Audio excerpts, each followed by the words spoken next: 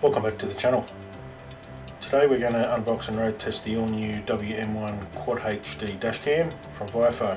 It's got a Sony STARVIS lens, app connection and parking mode.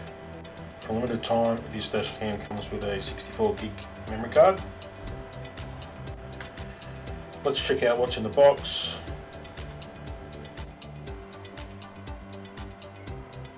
Got a user manual, some electrostatic stickers, a warranty card. Onto the main unit. It feels very light. It's got 4 buttons on the back here: record, microphone, Wi-Fi and file lock. There's some heat dissipation on the bottom of the case, what looks like to be the reset button. Onto the side, this is your memory card slot. The mount's fully adjustable. It's got Type-C power also in the mount. More heat dissipation holes at the top, and the lens is on the front. Nice little unit, it feels very well built.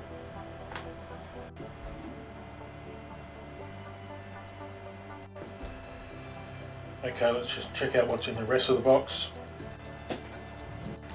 A Type-C data cable, trim tool, 12-volt charger, cable, and a spare sticky mount.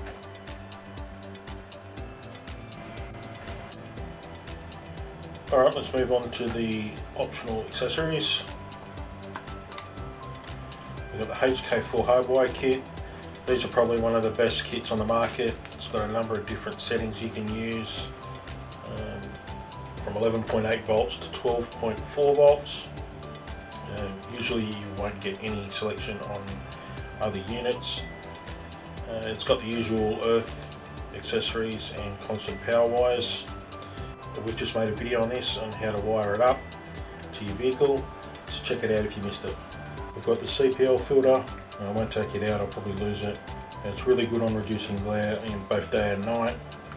And the Bluetooth remote control dismounts on your dashboard and locks the files when you see something happen on the road, so they can't be overwritten. And it also comes with a spare battery in the box. We'll go and install it and show you some footage from daytime, nighttime, overcast and parking mode.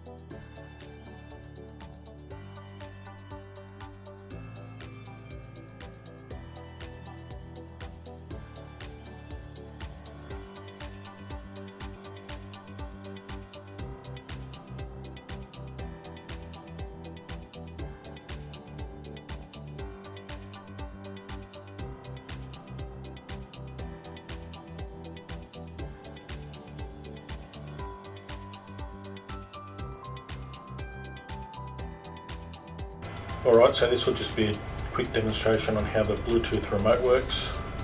Just wait for it to start recording. Recording started.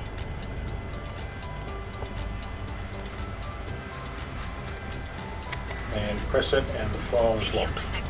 Cannot be overridden. The app functionality and the settings we used. So we'll just connect it to the camera.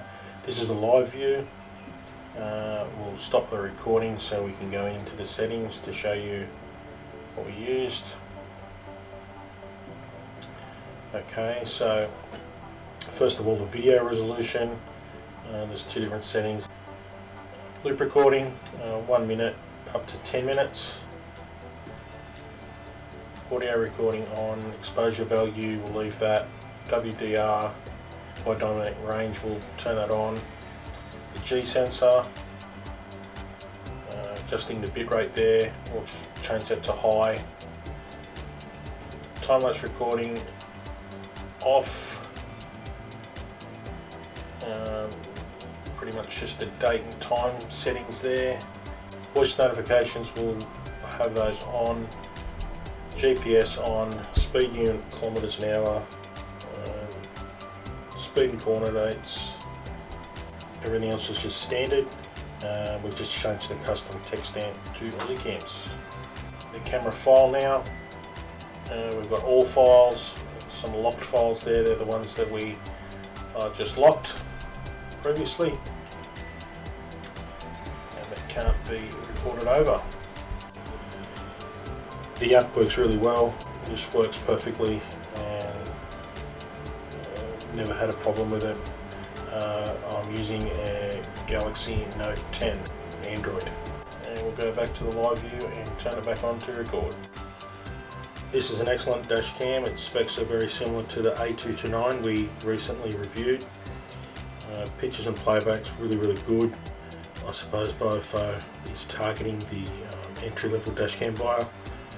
This dash cam is only $149 with the 64GB card, so it's excellent value. You could use it as an add-on camera or a rear camera, I suppose, if you really wanted to. It's fairly small and lightweight. I tried to search around to find something that I can compare it to. Found one of the kids' M&M's containers. It takes up to a 256GB memory card.